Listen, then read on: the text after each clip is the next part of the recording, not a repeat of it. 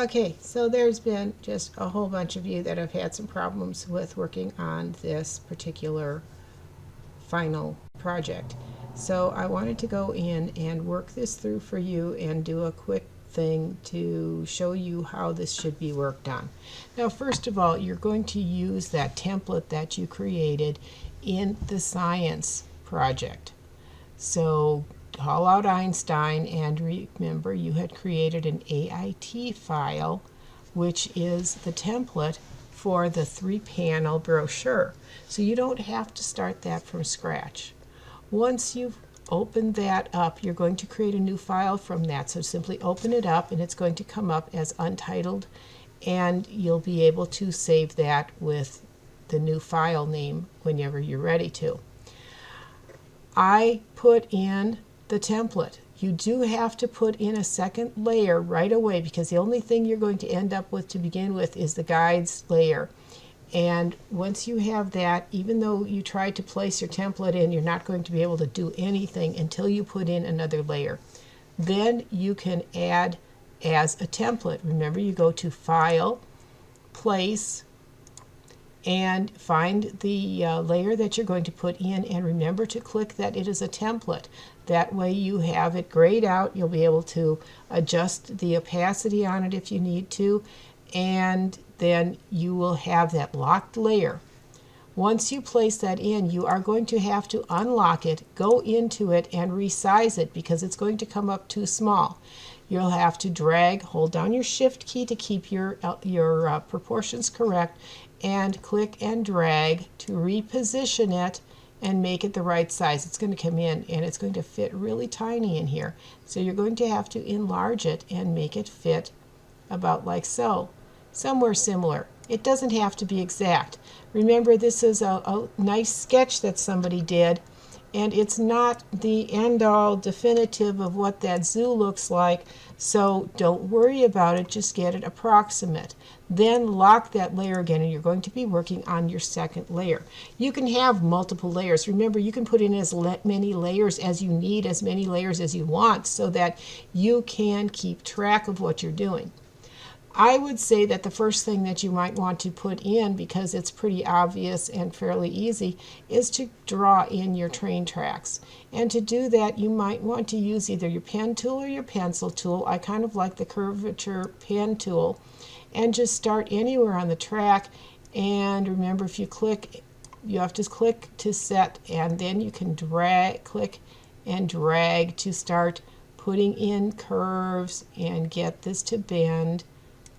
And remember, this one you can drag in a certain direction, and you'll come up with different directions.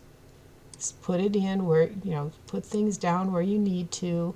If you don't like using this particular tool, use the regular pen tool. This one gets a little trickier.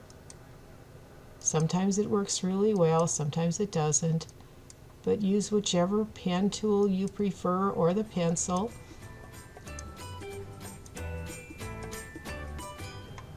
You can always go back in and readjust. Once you have that, you're going to use a brush. And if you go into Open Brush Libraries, if you go to Borders and Novelties, you will find the train track. Remember, you can adjust the size of this by adjusting the size of the line. So if you want to make it a narrower track, you can. You can make it a wider track.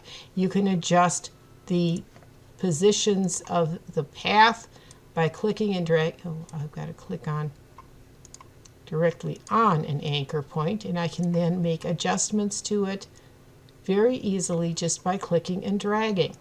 Okay, so once you have that laid in, you may want to bring in from the other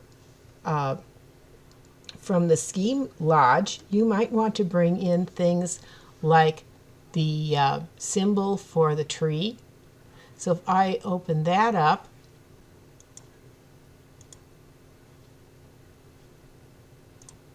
I can snag that tree. I'm going to take the size of that down just a little bit. Need my selection tool to do that. Hold down my shift key because it's going to be a little big if I don't make that into a symbol. I can also import in the symbols from there. Go into Open Symbol Library, Other Library, and if I go to that folder, that file,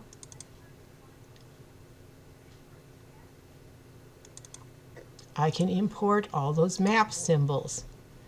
And I can use whichever ones I need. Now I might want the parking symbol, the first aid. I made some different ones because there's also some map symbols in here. If you open your symbol library maps, there's a lovely batch of symbols in there. And you can pick from those as well. You can take those in. Remember, all you have to do is double click on the symbol itself. It will open that up. You can then zoom in and make whatever changes you need to that symbol, and when you save out of it, again, you'll have that change committed to that symbol. So I did that with the sign. I brought the sign in, I copied and pasted that from the ski lodge, and I brought that sign in and I made a different symbol out of that. So let's see, I have too many of these open. There's the sign symbol, and I made some changes to it, and I put the name on it to make it for the train station. So I can mark my train station stops. Hold down your shift key to keep your proportion. There's my train stops. I can just simply put those in wherever I need those. My tree, I probably will select that and use my symbol sprayer. And I can put my trees in. Remember your symbol sprayer.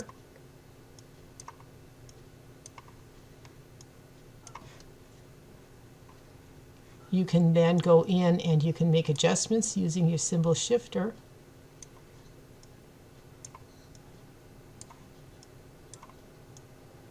Now there's some things that we're going to want to put in up here, so remember you might want to hide that later because there's a picnic area, restroom, and the train and some other things that go in up there. You can always hide the layer that you have that on. And if you want to create a clipping mask for that, this is a good time to put that clipping mask in right away because we want to keep our map within the confines of the two panels. So to cut off all of those trees, if I go into the symbols, select the rectangle and the symbols, make sure I have that selected. There we go. So then I can actually take that and move that to the bottom. So I can hide that if I want, but I know that my trees are now in there. So let's see, some of the other things I need to put in, of course, are those symbols that I created and brought in. So maybe for the picnic area, there's a picnic area over here, so I'd like to put in a table.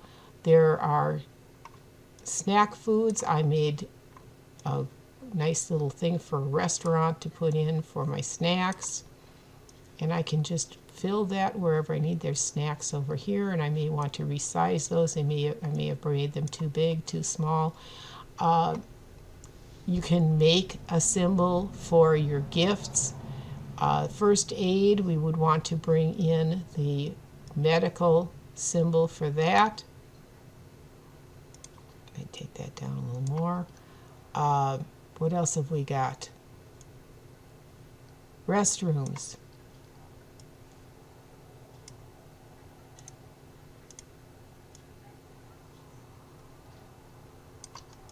So most of that then works out fairly easily. It's not going to be that hard. It might be a little time consuming to do. And I'm hoping that nobody really put this off that late. parking lots. We want to be able to mark parking. And it doesn't take much to put in one of those signs. I'm going to just set this on the side. I'm going to break the connection to it so that I can change this to entrance.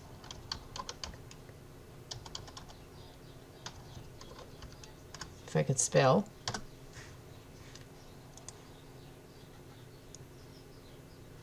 I can now take this and make this another symbol.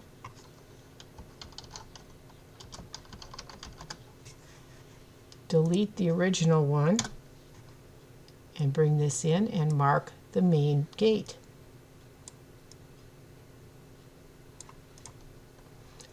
Then I can go back in and draw a couple of items in for the Welcome Center, the Visitor Center. I can put some shapes in here that I'm going to put the animals in, but I want to get to putting in the text. So the text you can really do fairly easy because you can import those styles into your paragraph styles. All you have to do is go to File and Load Paragraph Styles and pick up the file that you did for the science project, because that had the formatting that you wanted to use. Now we can make adjustments to that if things don't fit.